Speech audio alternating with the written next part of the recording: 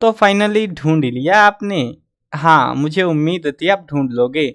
आज की इस वीडियो में मैं आपको बताऊंगा class 10 history chapter 1 important question answer. Haryana board की न्यू बुक है आपकी, जो इंडिया एंड वर्ल्ड नाम से। तो उस किताब का ये पाठ नंबर 1 है। पाठ का नाम है सरस्वती इंडस सिविलाइजेशन। चैप्टर को मैंने आपको ऑलरेडी एक्सप्लेन कर दिया था। अभी देखो बुक्स वगैरह नहीं आई है जिस टाइम ये वीडियो बना रहा हूँ एट प्रेजेंट, ठीक है।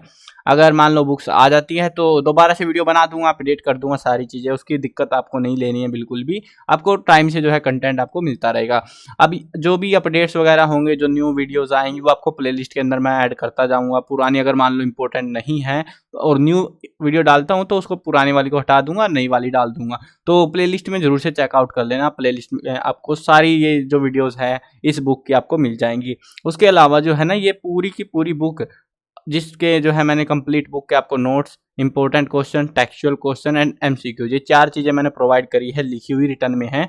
और इसका लिंक भी डिस्क्रिप्शन में दे दूंगा, या फिर आप गूगल पे सर्च कर सकते हो cclchapter.com, तो वहाँ पे आपको पेज के अंदर मिल जाएगा। चलो अब शुरू करते हैं क्वेश्चन आंसर्स को। जो भी क्वेश्चंस आएंगे, देखो ये चीज मैं आपको पहले ही बता देता हूँ। अगर मान लो कोई क्वेश्चन आता है, मान लो अब की बार 2022 के अंदर ये क्वेश्चन आता है पेपर में, तो मैं लिख दूंगा यहाँ पे बकायदा कि भाई ये 2022 के पेपर में आया था, जिससे आपको पता लगता रहेगा कि भाई हाँ ये क्वेश्चन पढ़ना ही पढ़ना है, ये काम का है, ये काम का नहीं है। चलो अब शुरू करते हैं। थोड़ी बकबक ज्यादा करनी पड़ जाती है यार, क्या ही करें। अब फर्स्ट क्वेश्चन है हमारा, What were the main feature of the city planning of the Saraswati Indus civilization. अब हमसे इसमें क्या पूछा गया कि जो सिटी प्लानिंग है, यानी कि जो शहर बनाने की जो प्लानिंग होती है, कैसे बनाना है, क्या था, तो वो जो सिटी प्लानिंग थी इस सिविलाइजेशन की, तो उसके मेन फीचर्स क्या थे, मतलब हाइलाइट्स क्या थे, उसमें खास बातें क्या थी, वो हमको बतानी है। और ये सेम क्वेश्चन तो नहीं, थोड़ा सा ट्विक करके, मतलब थोड़ा सा घुमा के करके जो है क्वेश्चन एग्जाम में पूछा गया था। लास्ट में आपको दिखा दूंगा मैं कैसे ट्विक करा गया था एग्जाम के लिए, कि एग्जाम में जो आया था ना क्वेश्चन, तो वो कैसे आया था। Same question I think UT वगैरह कुछ हुआ था तो उसमें आया था ये। चलो अभी देखते हैं यहाँ पे। अगर आपने पेपर दिया यार, आपको तो वैसे भी पता होगा, है ना। जिस जिसको पता होगा कमेंट में बताना क्या आया था कि नहीं आया था। तो चलो अब आंसर पढ़ते हैं। In the cities of this civilization 2 mounts are usually found in the east and west direction. यहाँ पे जो ये शहर है पूरे का पूरा, ये जो सिविलाइजेशन है, इसमें जो है ना, इस क्वेश्चन में आप पॉइंट्स भी बना सकते हो, मतलब ऐसे 1 2 3 ऐसे करके भी लिख सकते हो। वो ज़्यादा बेटर लगता है अगर वो हमसे पूछ ले सिर्फ पॉइंट्स की, भाई 2 पॉइंट बताओ, 3 पॉइंट। अगर आपको यहाँ पे ऑल ओवर इन्फॉर्मेशन मिलेगी कि क्या क्या मेन फीचर्स थे। अब आपको पॉइंट बनाने बहुत ईजी है, एक एक चीज के बारे में उठा के आप पॉइंट बना सकते हो। अब यहाँ पे बता रहे हैं 2 माउंट्स थे, दो जो है टीले बने हुए थे, जो कि एक ईस्ट डायरेक्शन में था और एक था वेस्ट डायरेक्शन में। द हाउसिंग एरिया, यानी कि जहाँ पे घर बनते थे, वो situated on the east mount, मतलब पूर्वी दिशा का जो टीला था उस पे बना हुआ था। And the fort was situated on the west mount, और जो किले बने हुए थे वो कहाँ पे थे, वेस्ट माउंट के अंदर बने हुए थे। Common citizen, merchants, craftsmen, artisans and workers lived in the housing area of the city। Housing area यानी कि ईस्ट माउंट के अंदर वो लोग रहते थे, जो भी मतलब कारीगर लोग या मजदूर, किसान, जो भी कोई था ना, सभी प्रकार के जो लोग थे ऑलमोस्ट, वो कहाँ रहते थे, ईस्ट माउंट के अंदर रहते थे। Administrative, public building and granaries, यानी कि दाना हो गया, दाने वगैरह रखने, अनाज बेसिकली, तो अनाज रखना हो गया, या फिर जो प्रशासनिक कार्य हो गए, उन कार्यों के लिए उसको जो है वेस्ट माउंट को इस्तेमाल किया जाता था, जहां पे फोर्ट बना हुआ था। Were located inside the fort. The roads of this civilisation. अभी देखो एक पॉइंट तो हमको समझ आ गया कि हाँ माउंट्स वगैरह का सिस्टम था। उसके अलावा दूसरा जो पॉइंट बनता है वो है the roads of this civilization used to divide the cities into 5-6 blocks. यानी कि ये जो रोड्स थे ना, यहाँ पे ऐसे पूरी सिटी को ब्लॉक्स के अंदर बांटते थे। ब्लॉक्स के अंदर कैसे बांटते हैं मैं थोड़ा एक्सप्लेन कर देता हूँ आपको। वैसे तो चैप्टर जिसने चैप्टर समझा होगा उसको सारा समझ आ गया होगा। अब यहाँ पे देखो ऐसे कुछ जो है ना, बहुत सारी सिटी जैसे बनती है। अब इस सिटीज के अंदर क्या होता है, घर ऐसे बनते हैं, ऐसे ऐसे रोड लगा देंगे, बीच में से गली निकाल के ऐसे बनाते जाएंगे फिर।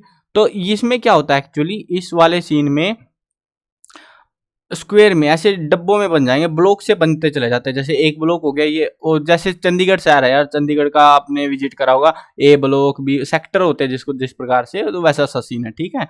सो अभी जो है आगे बढ़ते हैं। The main road in Mohenjodaro were 9.15 metre wide and the street were on the average 3 metre wide. यानी कि जो गलियां थी, जो लोकल गलियां होती है, स्ट्रीट्स होती है, वो 3 मीटर की चौड़ी थी, और जो मेन सड़क थी, मेन हाईवे कह सकते हो उधर का, तो वो था 9.15 मीटर। और ये कमाल की बात है, आपको थोड़ा अजीब लगेगा, बट उस टाइम पे कोई व्हीकल्स नहीं चलते थे, मतलब पैदल लोगों के लिए इतना साधन बना रखा था। यानी कि 3 मीटर कितना होता है, लगभग 9 फीट की गली ऑलमोस्ट, अब थोड़ी बहुत ज़्यादा ही होती है, 9-10 फीट के आसपास की गली, मतलब काफ़ी होती है यार। Roads were unpaved but special attention was paid to cleanliness. Road जो है पक्के नहीं थे, ठीक है, मतलब भाई अब उस टाइम पे कौन तार को लेके घूम रहा होगा, है ना। सो यहाँ पे जो है बता रहे हैं कि वो कच्चे थे, कोई दिक्कत की बात नहीं थी, but paid to cleanness, attention दी जाती थी क्लीननेस को, साफ सफाई का स्पेशल ध्यान रखा जाता था। Dustbin were also kept along the roads, और जो डस्टबिन थे वो रोड्स के साइड किनारों पर रखे होते थे। आपके किनारों पर रखे हैं, सड़कों पे नहीं मिलेंगे ना, हाँ इनकी में रखे हुए थे बस। The drainage of the house is use to fall in the big drains on the side of the road, और जो ड्रेन्स था यानी कि जो पानी वगैरह होता है घरों के अंदर से, ड्रेनेज पानी, जो पानी बाहर निकलता है वो जो है बड़े ड्रेन में जाता था, नाले में जिसको कहते हैं, नाली से नाले में जाता है ना, तो वो वाला सिस्टम है। तो स्मॉल ड्रेन्स जो होती थी उनसे बिग ड्रेन में जाता और फिर वो साइड ऑफ द रोड चलता रहता। Then the water used to go out of the city through these drains, ये जो ड्रेन्स थे वो बाद में कहाँ चले जाते, आउट ऑफ द सिटी, यानी कि शहर से बाहर जाते थे वो नाले, शहर के अंदर ऐसे दफन नहीं करते थे पानी को। The drains were made of solid bricks and were covered with above, यानी कि उनको ऊपर से ढक देते थे नालों को, और ईंटों से, पक्की ईंटों से उनको बनाया जाता था। The residential building of this civilization has 3 और 4 रूम, मतलब इस सिविलाइजेशन के जो घर थे, रेजिडेंशियल बिल्डिंग होती है जो रहने वाले घर होते हैं हमारे, तो उनमें उनके अंदर जो है 4 कमरे होते थे जनरली, एक किचन होता था। There was a courtyard between the bathroom and the building, उसके अलावा यहाँ पे जो है कोर्ट यार्ड होता है जिसको आंगन कहते हैं ना, ऐसे खुला सा एरिया, ताकि भटक लो भाई, रात को टहल लो, तो उसके लिए भी एक कोर्ट यार्ड भी यहाँ पे बनाया जाता था। The homes of the affluent also had wells and toilets, यहाँ पे जो घरों के अंदर थे, मतलब थोड़े पैसे वाले लोग थे, तो उनके घरों में टॉयलेट और कुएं भी हुआ करते थे। Evidence of plastering has also been found on the windows, skylights, floors and wall of houses, यानी कि हमको प्लास्टरिंग के भी कुछ प्रूफ्स मिले हैं। अब ये जो है भाई, प्रूफ्स तो बहुत सारी चीज़ों के मिले थे, बट यहाँ पे तो हमसे जो जो पूछा गया वो बता रखा है हमने। तो यहाँ पे प्लास्टरिंग होती है, प्लस्तर जो होता है ना दीवारों पे, तो वो उसको प्लास्टरिंग कहते हैं। तो उसके जो है हमें एविडेंस मिले थे कि घरों पे, खिड़कियों पे, वहाँ पे कहीं कहीं कर रखे थे। सो इससे हमें आइडिया लगता है कि उस टाइम के लोग प्लास्टर भी यूज करते थे। भाई खतरनाक लोग थे, बच के रहना पड़ेगा इनसे, आ गए तो वापस, मतलब बहुत एडवांस सिविलाइजेशन थी यार। बेसिकली आपने चैप्टर से समझ भी लिया होगा ये चीज़।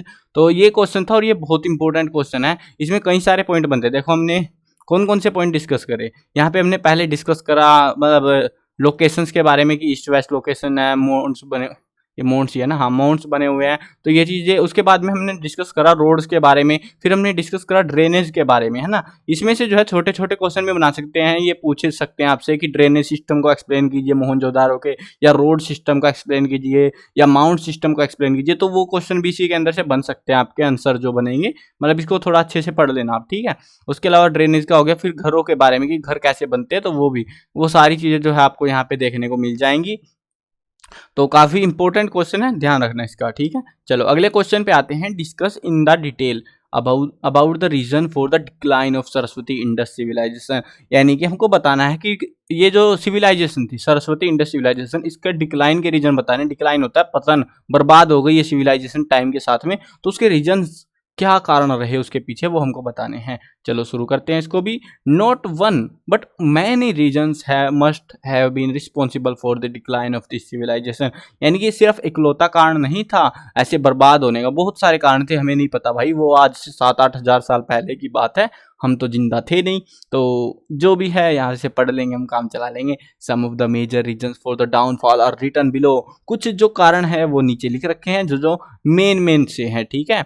चलो ये क्वेश्चन भी इसमें जो है ना वो सारे क्वेश्चन मिलेंगे। अगर आप ये वाली जो वीडियो है इंपॉर्टेंट क्वेश्चन की हर एक चैप्टर की देख लेते हो, आपको ऑलमोस्ट मैं कह सकता हूँ श्योरिटी के साथ में कि ऑलमोस्ट 90% आपका जो है एग्जाम में, मतलब एक आध क्वेश्चन छुटकू मुटकू आ जाता है एक आध नंबर का, उसका भरोसा नहीं भाई कहाँ से दे देते हैं। लेकिन जो मेजर जो क्वेश्चंस आएंगे वो इसके अंदर से, इससे बाहर नहीं आने वाले।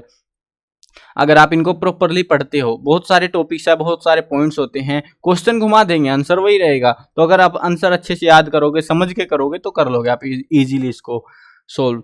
चलो अब देखते हैं यहाँ पे कुछ रीजंस थे। पहला था एडमिनिस्ट्रेटिव लैक्सिटी। एडमिनिस्ट्रेटिव लैक्सिटी मतलब कि जो जो प्रशासन के जो कार्य होते हैं उसमें गड़बड़, वो रुक गया, वो प्रशासन नहीं संभाल पाया सिस्टम को, मेंटेनेंस नहीं हो पाई basically, due to the limited size of the settlement and due to lack of cleanliness this civilisation came to end, यानी कि यहाँ पे साफ सफाई और सेटलमेंट नहीं हो पाई, यानी कि बस्ती छोटी थी, लिमिटेड थी, तो इसकी वजह से मानते हैं बर्बाद हो गई।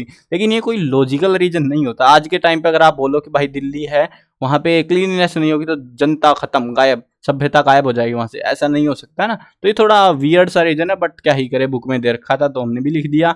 Climate change due to the less rainfall and due to drying up of the water of Saraswati river they decline, यानी कि बता रहे हैं कि जो पानी, बारिश नहीं हुई, बारिश की वजह से पानी नहीं आया और सरस्वती रिवर जो है वो सूखती गई, पानी कम होता गया नदी के अंदर, और बेसिकली एट द एंड वो सिविलाइजेशन गायब हो गई, क्योंकि पानी के बिना तो भाई हर कोई मर जाएगा, वो कहाँ जीतते फिर। तो ये हो सकता है मे बी द रीजन। अगला जो रीजन बता रखा है बुक में वो है flood. Evidence of flood has also been found in the excavation of the Mohenjodaro, Chanhudaro, Lothal, Bhagat Rav. यहाँ पे जो है ये कुछ साइट्स है जहाँ पे हमको एविडेंस मिला है कि वहाँ पे बाढ़ आई थी, फ्लड आई थी। तो हो सकता है कि बाढ़ उसको जो है बाय बाय करती ले गई भाई, सिविलाइजेशन को बहा के। This can also be the reason for the downfall, ये भी एक कारण हो सकता है। अगला जो पॉइंट है वो है stagnation in the foreign trade. Stagnation होता है कि फॉरेन ट्रेड मतलब विदेशी व्यापार, और स्टैग्नेशन रुकावट यानी कि रोक देना या फिर नहीं हो पाना। तो जो फॉरेन ट्रेड थे यानी कि विदेशों के साथ व्यापार करते थे ना ये लोग, तो वो नहीं हो पाया, उसकी वजह से, रुकावट की वजह से जो है ऐसा हो गया होगा। Due to the decrease in the foreign trade of this civilization the economic structure become weak. Economic यानी कि आर्थिक ढांचा कमजोर हो गया, पैसे की तंगी होने लगी, जो सिस्टम था। अभी मान लो ये वही हालात हो जाते हैं जैसे कि देश के अंदर से पैसा गायब, आप कंगाल हो, और कंगाल आप रोड पे भटक रहे हो, आपके पास इनकम का कोई सोर्स नहीं है। अब इनकम आती है जब हमारा सामान एक्सपोर्ट होता है या कहीं बिकता है, सामान किसी का नहीं बिक रहा, ठीक है। अब नहीं बिक रहा तो भाई पैसा कहाँ से आएगा, पैसा नहीं आएगा तो खरीदोगे कैसे, खरीदोगे नहीं तो सारा सिस्टम ऐसे ठप होता जाता है एकदम से। तो ये इकोनॉमिक स्ट्रक्चर डैमेज हो जाता है, जिसकी वजह से लास्ट टाइम आई थिंक जो आपातकाल लगा था, आपको ध्यान हो 1900 कहीं पढ़ा होगा, 1970 के आसपास में कुछ था, तो वहां पे उस टाइम पे वही हालात थे। तो due to which the demand for local production instead of valuable goods increased, यानी कि लोकल प्रोडक्ट की डिमांड तो बढ़ जाती है लेकिन जो पैसा कमाने वाले सोर्सेज हैं वो खत्म हो जाते हैं। And the standard of living of the people fail drastically, यानी कि इस कंडीशन में आके जो लोगों के हालात है, जीने का लिविंग स्टैंडर्ड है, वो खत्म हो जाता है, यानी कि वो बहुत बुरी हालत में आ जाते हैं। अब उस केस में सर्वाइवल हो ना हो क्या कह सकते हैं। बट जो मेजर रीजन है, सबसे बड़ा रीजन है, वो है एपिडेमिक। एपिडेमिक होती है महामारी, जैसे अभी कोरोना आई थी, मरे तो कोई नहीं बट डॉक्टरों ने मार डाला। लेकिन यहाँ पे ऐसा नहीं था, यहाँ पे एपिडेमिक के अंदर जो है ना, study of the 42 human skeletons recovered from Mohenjodaro revealed that 41 of them died of malaria. एक मलेरिया नाम की बीमारी फैल गई, और हमने जब स्टडी करा स्केलेटन्स को, यानी कि ढांचे, हड्डियों को जो है मतलब पढ़ाई करी उनके बारे में, देखा उनके अंदर, तो पता लगा जो 42 ह्यूमंस की डेथ हुई थी, 42 बॉडीज मिली होंगी हमको, मतलब हड्डियां ही मिली होंगी बेसिकली, तो उनमें से हमें पता लगा 41 की डेथ मलेरिया से हुई है। तो हो सकता है ये काफी बड़ी एपिडेमिक रही हो उस टाइम की, और this could also be the reason for the decline of this civilization, यानी कि ये भी एक कारण हो सकता है जिसकी वजह से ये सिविलाइजेशन गायब हो गई। यानी कि ये लॉजिक तो भाई, बाकी लॉजिक तो मुझे एवं ही लगते हैं फुद्दू से, बट ये लॉजिक मेरे को थोड़ा सॉलिड लगा, यानी कि मस्त है ये। इसमें ये कारण हो सकता है क्योंकि बहुत बार जो है ना ऐसी एपिडेमिक्स आती रही हैं, कभी प्लेग फैल गया, कभी मलेरिया फैल गया, ऐसे बहुत लाखों की संख्या में लोग मरे थे। अभी कोरोना में भी आई थिंक कुछ 6-7 लाख लोग मारे गए थे। तो ऐसे एपिडेमिक्स चलते रहते हैं टाइम टू टाइम। सो ये एक मेजर रीजन हो सकता है इस सिविलाइजेशन के गायब हो जाने का। चलो अगला क्वेश्चन देखते हैं। Why is the Saraswati Indus civilization called an economically prosperous civilization? Economically prosperous civilization मतलब कि आर्थिक रूप से, पैसे के मामले में जो है एडवांस या फिर खुशहाल जिंदगी वाली, संपन्न जो है पैसे के मामले आर्थिक रूप से संपन्न जिसको कहते हैं, तो वो सभ्यता थी। हमको ये एक्सप्लेन करना है कैसे। देखो ज़्यादा इंपॉर्टेंट मैं नहीं कह सकता इसको, नॉर्मल सा क्वेश्चन है, ठीक है, बट हाँ क्या पता भाई पूछ ले। अब मैं ऐसे स्किप नहीं करवा सकता ना आपसे, जो मेन पॉइंट्स है वो तो लिखने पड़ेंगे मेरे को, थोड़े से क्वेश्चन ज़्यादा हो जाते हैं, क्या ही करें। और Saraswati Indus civilisation was economically prosperous civilisation. The main occupation of the people here was agriculture. जो मेन ऑक्यूपेशन था यहाँ के लोगों का वो क्या थी, एग्रीकल्चर। भाई पुराने टाइम से जो है ना, मतलब इनके टाइम से और अब तक हमारा जो मेन ऑक्यूपेशन रहा है वो है एग्रीकल्चर। और ये क्यों रहा है, क्योंकि भूखे पेट भजन नहीं होते, खाना पीना तो सबको चाहिए। Here people mainly cultivated wheat, barley, rice, moong, lentils, peas, mustard, cotton, sesame etcetera. तो ऐसी कुछ फसलें थी जो ये लोग उगाते थे। अब ये सारी आपको पता होंगी, वीट होते, गेहूं, बार्ले होते हैं जो हमारे क्या होते हैं, बार्ले, हाँ जौ होते हैं, उसके बाद राइस चावल, मूंग, मूंग तो पता ही है सबको। उसके अलावा लैट्सिन्स, ये भी एक दाल होती है, मसूर की दाल कहते हैं। पीज, मटर, मस्टर्ड जो है, मस्टर्ड में सरसों होती है, कॉटन वगैरह, शीशम, तो ये जो है शीशम होता है, तिल। तो ऐसी कुछ फसलें जो है ये लोग उगाते थे, मतलब अलग अलग टाइप की। The specific type of crop, method of planting crop, agriculture equipment, irrigation system etcetera, so the agricultural development of the time. ये जो चीजें हैं, इनकी किस प्रकार कितनी सारी टाइप की वैरायटीज ऑफ फसल ये उगाते थे, उसके अलावा उनकी प्लांटेशन, उनके इक्विपमेंट्स हमको देखने को मिले। तो ये सारी चीजें, इरिगेशन सिस्टम देखने को मिला उस टाइम का। तो ये चीजें बताती हैं कि उस टाइम में एग्रीकल्चरल डेवलपमेंट हो रही थी, डेवलप हो रहा था। Bulls, cows, buffalo, sheep, goat, dog, donkey and pigs were mainly reared in this civilization. और ये जानवर वगैरह भी इस टाइम पे जो है मेनली पाले जाते थे। They were used for milk, meat, skin and so on. अब गाय भैंस किसके लिए पालते हैं? दूध के लिए। कुछ जानवर पालेंगे मीट के लिए, कुछ चमड़े वगैरह उतार के बेच देते हैं उसके लिए भी, और कुछ और भी कारण हो सकते हैं, सो ऑन चलते रहते हैं। This civilization also imported and exported goods. ये जो सिविलाइजेशन थी इंपोर्ट भी करती थी, एक्सपोर्ट भी करती थी। अभी ये जो है आपको ये टर्म पता हो, इंपोर्ट एक्सपोर्ट क्या होता है, मतलब देश से सामान निकालना अपनी जो एरिया है उससे, और दूसरी जगह से मंगाना भेजना, ऐसा चलता रहता है।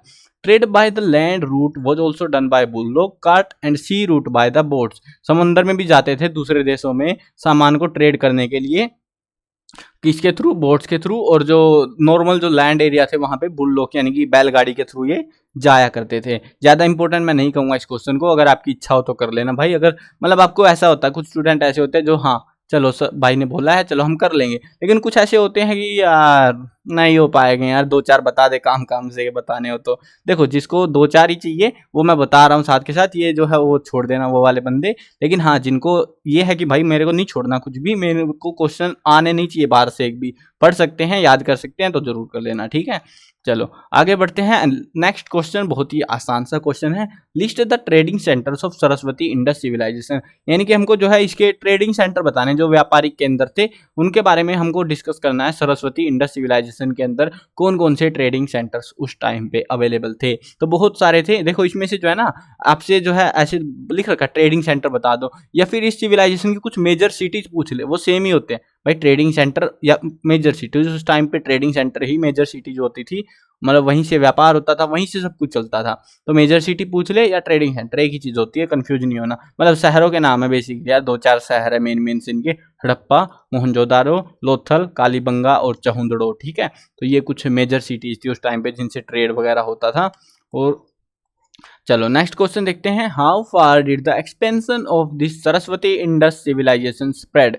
यानी कि ये जो सिविलाइजेशन है ये कहाँ से कहाँ तक फैली हुई थी। एक्सपेंशन हमको डिस्क्राइब करना है कि इनका एक्सपेंशन कितना था। ये इंपॉर्टेंट है, थोड़ा सा ध्यान रखना है इस टॉपिक को कि भाई कितना इंपॉर्टेंट है ये, ठीक है ना। मतलब पूछ सकते हैं कि हाँ एक्सपेंशन किस टाइप से था, बट रेयरली पूछेंगे, ऐसा नहीं है। जब उनको ये मूड होगा ना एग्जामिनर को, भाई चलो सारे आसान आसान क्यों ही बनाए, 2 नंबर तक में आएगा ये क्वेश्चन, और इसको जो है ऐसा बनाएंगे मस्त प्यारा सा कि हाँ हाल टाइट हो जाए बंदे की, क्योंकि ये नाम है अजीब अजीब से, नहीं याद रहेंगे भाई, सिंपल बात है। तो अब डिफिकल्टी के हिसाब से देख लेंगे हम क्या सीन रहेगा, बट हाँ चांसेस हैं इसके आने के। This civilization was from the Alamgirpur, western UP के अंदर से पड़ता है ये एरिया है, एक एरिया वाइज बांट रखा है इसे। तो आलमगीरपुर इधर की साइड में पड़ता है, वेस्टर्न साइड में, इन द ईस्ट ऑफ सुटकांगेडोर है ये, तो बलूचिस्तान में पड़ता है, हमारे एरिया नहीं है ये। तो वहां तक फैली हुई थी ईस्ट साइड में, and the west, in the west, अच्छा ये ईस्ट में, हाँ ईस्ट अपना साइड पड़ता है ना, ईस्ट इधर की साइड है, तो ये ईस्ट वाला है आलमगीरपुर, और वेस्ट साइड में पड़ता है सुटकांगेडोर, जो भी है करके नाम है जो। फ्रॉम द मांडा, जम्मू के अंदर पड़ता है, ये ऊपर की साइड है यानी कि नॉर्थ डायरेक्शन में। In the north to Daimabad, Maharashtra के अंदर पड़ता है, साउथ में देखो महाराष्ट्र काफी नीचे है ना, बम्बई वगैरह का एरिया, और जम्मू कश्मीर। इतनी लंबी सिविलाइजेशन थी भाई, ये काफी दूर तक फैली हुई थी। The area of this civilization is 215,000 square kilometre, काफी बड़ा सा एरिया था। इन जिसमें जो है 1600 किलोमीटर ईस्ट टू वेस्ट और 1400 किलोमीटर नॉर्थ टू साउथ ये कवर कर रहे थे, ठीक है। चलो अगला क्वेश्चन देखते हैं। नेक्स्ट क्वेश्चन है what was the structure of building in Saraswati Indus civilization. देखो ये सेम क्वेश्चन मुश्किल लग रहा होगा भाई क्या है क्या नहीं है, लेकिन फर्स्ट क्वेश्चन जब हमने डिस्क्राइब करा था मैंने इसीलिए बोला था कि हाँ क्वेश्चंस को रिपीट कर सकते हैं। सो मैंने कुछ कुछ जैसे रिपीटेड हो सकते हैं तो उसके बारे में लिख भी दिया है। सो यहाँ पे हमने डिस्क्राइब करना है स्ट्रक्चर के बारे में बिल्डिंग में, बट फर्स्ट क्वेश्चन पढ़ा है तो ये वही है, ठीक है। उसी के अंदर से दो लाइनें निकाल के रखी हैं। Residential and community buildings are found in the Saraswati Indus civilization. The residential building has 3 or 4 rooms, a kitchen, bathroom and courtyard in the middle of the building. Already explain कर चुका हूं तो दोबारा एक्सप्लेन नहीं करूंगा इस लाइन को। In community building meeting halls, granaries and baths are found. तो जो कम्युनिटी बिल्डिंग्स थी मतलब कि सरकारी संस्थाएं टाइप की, तो उनके अंदर जो है मीटिंग हॉल्स होते थे, ग्रेनरीज गोदाम वगैरह, नहाने का स्थान होता था, तो ये चीजें होती थी। अगला क्वेश्चन है describe the fragmented male idol found from Mohenjodaro. ये याद रखना इंपॉर्टेंट है। ये इसमें क्या बता रखा है, हमको एक मूर्ति मिली है, फ्रेगमेंटेड होती है खंडित यानी कि टूटी हुई बेसिकली, तो एक टूटी हुई मूर्ति मिली है एक पुरुष की, तो उसके बारे में हमको डिस्क्राइब करना जो कि मोहनजोदारो की साइड से मिली है, तो उसके बारे में क्या है कैसी है बस वो बताना हमको। The fragmented male idol found from Mohenjodaro. अब ये भी पूछ सकते हैं आपको कंफ्यूज करने के लिए कि भाई वो कहाँ से मिली है, ये फ्रेगमेंटेड मेल आइडल कहाँ से मिली है, मोहनजोदारो से मिली है, ठीक है। ये भी ध्यान रखना कहीं आप यही भूल जाओ कहाँ से मिली है, सो इसका भी ध्यान रखना है आपको। अब इज 19 सेंटीमीटर टोल यानी कि 19 सेंटीमीटर की लंबी है। वियरिंग आ सोल, सोल होती है जैसे सर्दियों में उड़ते हैं ना, वही सोल की बात हो रही है, ये सोल उड़ते थे। विद सैमरोक ऑर्नामेंटेशन, और जिसके अंदर जो है कुछ मोती टाइप से जो डिजाइन से बने हुए हैं basically. It's beard is specially groomed and the case is trimmed at the back and tied with a less. यानी कि पहले के टाइम में जैसे होता था ना, आपने देखा होगा ऐसे बंदा जो है दाढ़ी ट्रिम करता और नीचे ऐसे चुटिया सी बना देता, वो वाला सा जुगाड़ है यार। पेंटिंग देख लेना समझ आ जाएगा आपको। And arm is tied on the right hand, और एक आर्म भी बंधा हुआ, बाजू बंद बोलते थे, तो उसके हाथ पे जो है राइट हैंड के ऊपर कुछ पत्ती सी, ये फित्ती सी भी बंधी हुई है, ऐसे ऐसे बना के ऐसा कुछ बांध रखा है हाथ के ऊपर, ऐसे ये हाथ है टूटा पड़ा है, बाकी तो पुर्जे उसके, तो ऐसा था, ठीक है। चलो नेक्स्ट क्वेश्चन देखते हैं। Describe the sculptures of animals and birds found on Mohenjodaro. यानी कि जो मोहनजोदारो है जो साइट है वहां से जो मिले हैं हमको पशु पक्षियों के, एनिमल्स के, बर्ड्स के जो स्कल्पचर्स यानी कि उनके कंकाल मिले हैं, उनके जो ढांचे मिले हैं, तो वो कौन कौन से हैं, वो जानवर बताने बेसिकली हमको। तो among the sculptures of animals and birds found from Mohenjo-daro, idols of bull, sheep, goat, dog, elephant, boar, peacock, duck, parrot, pigeon have been found. ये ऐसे कई सारे जानवर है जो लोकली आपको मिल जाएंगे ना, वो सारे जानवर इन लोगों ने पाल रखे थे और हड्डियां मिली है सबकी, ठीक है। जो जो पता है ना आपको बेसिकली, जो लोकल है बिल्कुल लोकल जो होते हैं वो सारे जानवर मिल जाएंगे।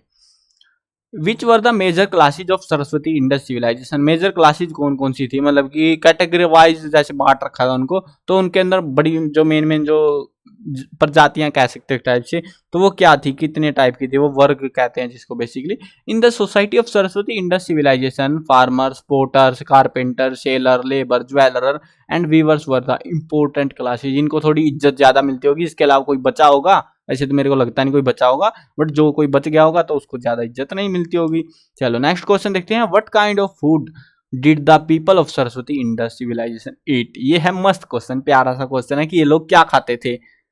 The people of Saraswati Indus civilization used to eat both vegetarian, non-vegetarian food. Their main food was barley, यानी कि जौ, गेहूं, चना और चावल, वही फ्रूट सब्जियां, और क्या खाएंगे, जैसे हम लोग खाते हैं यार, गेहूं खाते हैं, चावल खाते हैं, फ्रूट्स, वेजिटेबल्स, मिल्क, मीट के अंदर फिश, सीप, गोट, पिग, इनके मीट ये लोग खाते थे। तो ऐसी कई सारी डाइट है, normal diet, vegetarian non vegetarian देख लेना, बट हाँ ये मेन सी डाइट है, लोकल डाइट है जो आप लोगों को खानी पड़ती है, ये लोग भी खाते थे। नेक्स्ट क्वेश्चन है which animal were kept by the people of Saraswati Indus civilization. यानी कि जो इस सिविलाइजेशन के लोग थे किस जानवर को रखते थे। तो ये सेम क्वेश्चन है जो कि ऊपर पूछ रखा है, किसके कंकाल मिले हैं बेसिकली, और वही सेम चीज यहाँ पे भी बता रखी है कि किस जानवरों को ये लोग पालते थे। In the Saraswati Indus civilization bull, cow, buffalo, sheep, goat, dog, donkey, pig ये पाले जाते थे। ये जो है मैं रिपीट इस प्रकार से कर रहा हूँ ताकि आप देखो क्वेश्चन सेम है, आप समझोगे बैठ के आराम से, भाई वही क्वेश्चन यहाँ पे भी उतार दिया। लेकिन एग्जैक्टली जो है ना सीन क्या होता है कि क्वेश्चन इस तरीके से रोटेट होते हैं और आप कंफ्यूज हो जाते हो कि नया क्वेश्चन आ गया भाई, अब क्या करें, हमसे सोल्व नहीं होगा। तो मैंने जिस स्टाइल से मैं वो दे सकते हैं तो वो प्रोबेबिलिटी में लिखा है, ठीक है। और जो एग्जाम में आएंगे वो मैं अपडेट करता रहूंगा यहाँ पे। Pigs were mainly reared. The people of this civilization also dramatically domestically horses and camels, ऊंट और घोड़े भी ये लोग पालते थे। Apart from these evidences of raising wild boar, chinkara, elephant, deer, nilgai, ये जो रोज कहते हैं हरियाणा में, हमारे यहाँ पे तो रोज कहते हैं, आपके पता नहीं, बेसिकली नाम असली नीलगाय ही है। तो ये ऐसे कुछ जानवर यहाँ पे पाले जाते थे। ये लोग मतलब ऑलमोस्ट सारे ही जानवर पालते थे यार। हाँ, एक थोड़ा सा अजीब लगेगा, मैं आपको बता देता हूँ ये चीज भी। पहले की जो बुक्स थी ना, पहले की बुक्स का मतलब है जो एनसीईआरटी की बुक्स थी पहले, अब 10th में आ गए, पता होगा बुक्स की ब्रांड कौन कौन सी है। तो हरियाणा बोर्ड ने ये जो नई किताब निकाली है इंडिया एंड वर्ल्ड, ये अलग है, नई न्यू किताब है, लेटेस्ट एडिशन है। सो इससे पहले जो एनसीईआरटी की बुक्स है वहां पे आपको पता लगेगा कि ये लोग हॉर्सेज नहीं पालते थे, मतलब अनअवेयर, ऐसे पूछ सकते हैं कि अनअवेयर किस एनिमल से थे, तो हॉर्सेज लिखा मिलेगा, गूगल पे सर्च करोगे कहीं पे। तो वो पहले की बात थी यार, पहले अपडेट नहीं हुआ था डाटा, अभी रिसेंटली मिला है ये, तो हॉर्सेज इन्होंने बाद में अभी बुक में ऐड करा है। सो ये ध्यान रखना, कहीं आप सोचो भाई गूगल पे हमने ढूंढा तो पता लग रहा है कि इस जानवर का नहीं पता था, हॉर्सेज का, तो हॉर्सेज का पता था उनको, ठीक है। सो कंफ्यूज नहीं होना उसमें, क्योंकि यही बचा था यार एक जानवर जिसका माना जाता था नहीं पता था, बाकी तो सबका पता था। तो थोड़ी सोचने की बात थी कि कैसे नहीं पता। तो बाद में अभी रिसेंटली कुछ डिस्कवरीज में इसका भी पता लग गया कि हाँ ये भी पता था भैया, कुछ नहीं छोड़ रखा था उन्होंने।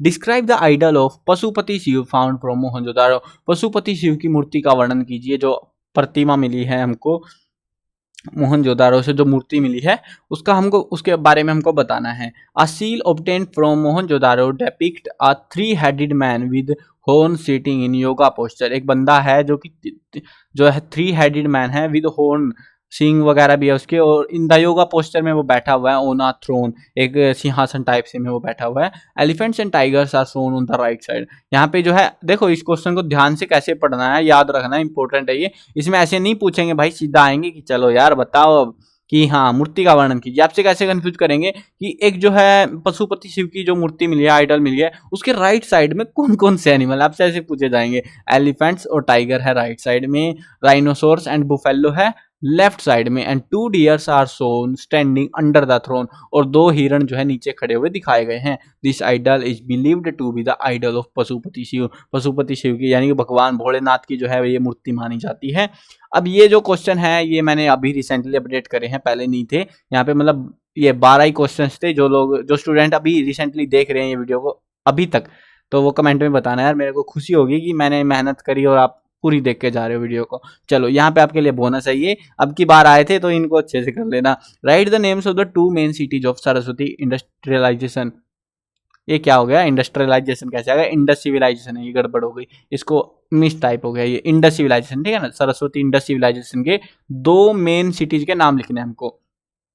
ये इंडस सिविलाइजेशन लिख रहा होगा, मैं मिस टाइप कर दिया यहाँ पे आगे, चलो कोई ना, मैं बोल के लिखता हूँ ना, बहुत बार तो ऐसा हो जाता है। HBSC 2022 के यूटी में आया हुआ था। यहाँ पे 2 सिटीज है, हड़प्पा मोहनजोदारो, 2 मेन बतानी ना, मेन साइट तो 2 मेन ये थी, हड़प्पा मोहनजोदारो। चलो नेक्स्ट क्वेश्चन है, write any 2 feature of city planning of Saraswati Indus civilisation.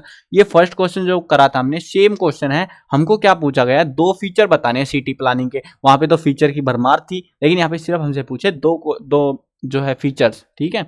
So 2 number में आ गया, तो भैया 2 फीचर बता दो। चलो पहला फीचर है, in the cities of this civilization 2 mounts are usually found in the east and west direction, the housing area was situated on the east mound and the fort was situated on the west mount.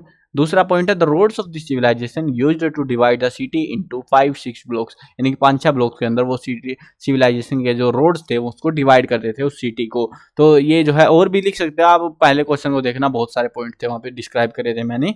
So same जो है यहाँ पे और भी अगर पूछ ले, 3 feature पूछ ले, 3 फीचर 3 नंबर में दे दे आपको, 3 फीचर लिख के, तो कंफ्यूज नहीं होना भाई, पहला क्वेश्चन पढ़ा है तो डरने की बात कहाँ है फिर, है ना। तो ये क्वेश्चन थोड़ा अच्छे से कर लेना, ये 2 वाले लास्ट वाले, और बाकी मैंने बता दिए थे बीच में कि कौन सा काम का है कौन सा नहीं है, जो ठीक ठाक है, जो ज्यादा इंपॉर्टेंट है, वो सारी चीजें मैंने बता दी थी वीडियो में। चलो वीडियो खत्म करते हैं। मैं कवर करने वाला हूँ क्लास 1 से लेकर 12 तक सभी सब्जेक्ट की वीडियो, हिंदी मीडियम और इंग्लिश मीडियम दोनों में होने वाली है, और हरियाणा बोर्ड के काफ़ी इंपॉर्टेंट टॉपिक्स वगैरह आपको कवर कराए जाएंगे, क्वेश्चन पेपर्स वगैरह भी आपको प्रोवाइड कराए जाएंगे, सॉल्यूशंस वगैरह, बहुत सारी चीज़ें आने वाली है इस चैनल के ऊपर। तो यार सब्सक्राइब कर लेना, साथ में घंटी वंटी दबा लेना, ताकि अपडेट देता रहूँ तो आपको बिल्कुल टाइम से मिलते रहे। और हाँ, ये जो वीडियोज़ है ना, डिले आएंगी, थोड़ा सा गैप आता रहेगा थोड़े दिन के लिए, क्योंकि भाई दिक्कत मेरे को भी आ रही है, क्योंकि मेरे को छोटी क्लासेज है, जो 7th का 6th का कंटेंट अभी पेंडिंग है मेरे लिए लिखना, जो लिखना भी है और वीडियोस भी बनानी है, तो एक बार मैं उसको कवर कर लूंगा, फिर मैं आपका इंग्लिश मीडियम का ये टॉपिक स्टार्ट कर दूंगा पूरी आपको, फिर इन द फ्लो आपको पूरी किताब का सॉल्यूशन दे दूंगा मैं आपको। बट हाँ, एग्जाम से फाइनल जो एग्जाम आएंगे ना, अभी हाफ ईयर लिया तो पता नहीं, मैं कह नहीं सकता, बट हाँ फाइनल एग्जाम तक आपको जो है पूरी बुक करा दी जाएगी, उसकी आपको टेंशन नहीं लेनी, ठीक है। और हाँ, अगर आपको लग रहा है भाई तब तक हम क्या करें, आप वीडियो नहीं बना रहे, हम याद कैसे करेंगे, हाँ ये डाउट आ सकता है आपको। सो अगर ये डाउट आ रहा है तो भाई देखो, ये है साइट के ऊपर, मैंने जो है कम्युनिटी में लिंक दिया भी था और डिस्क्रिप्शन में भी दे दूंगा, ठीक है।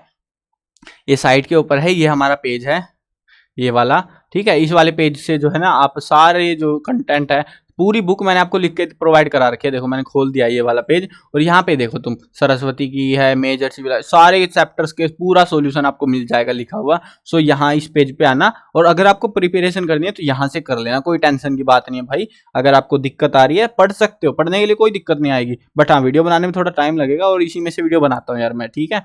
सो आपकी इच्छा है, आप पढ़ना चाहो पढ़ सकते हो, वीडियो का वेट करना चाहो वीडियो का वेट कर सकते हो। चलो मिलते हैं नई वीडियो में, बाय बाय।